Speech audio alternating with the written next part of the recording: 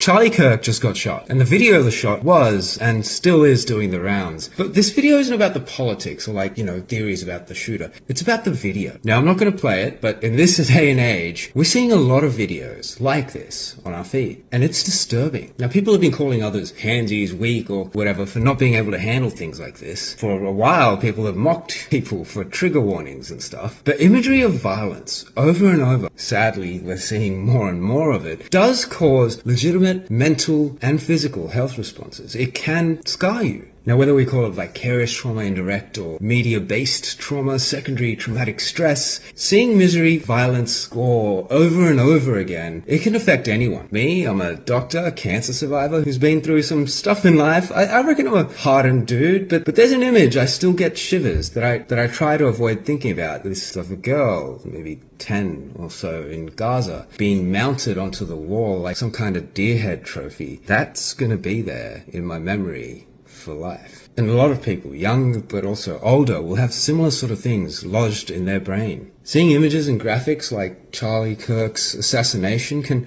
definitely cause traumatic stress and even PTSD-like symptoms, especially when we're seeing so much of it. I don't want to hear anyone laughing or calling people who are distressed about this weak. Anyone who's seen that video should be able to understand why. Now, symptoms like intrusive thoughts, nightmares, avoidance, being more easily startled, called hyperarousal, being numb, cognitive changes, feeling negative about the world, behavioral changes, often in response to that negativity, even physical symptoms like headaches, sleep impacts, fatigue can occur from this. And genetics. Previous exposures, adverse childhood experiences of many kinds. If you work as a frontline worker or are exposed to this often, other mental health conditions and so much more can predispose you too. But if you're feeling like you're being affected, I just want you to know you're not alone. Many people in our world are feeling more and more glib about it. It's natural to feel this way. But there is so much you can do. Have a debrief. If you're in somewhere like health, make it regular, but just do it with your team or someone you know. Limit ongoing exposure to these images, engage in self-care, sleep, exercise, take a break. Talk to a professional. The very things that make it seem weird to do this are the best things about them. They're strangers. They're not in your life, so that means you can vent without fear of judgment. They're legally obliged to keep everything you say private, so you don't have to worry about anything getting out. And they're professionals. They don't know you, but they've definitely dealt with people like you or are trained to look into ways of helping people like you. If you're someone who makes content, this is why trigger warnings are important. And please don't ever mock anyone for all these trigger warnings. You never know what people have gone through. Why make someone's life worse for no reason? And in these times, just check up on each other, guys, and be there for people.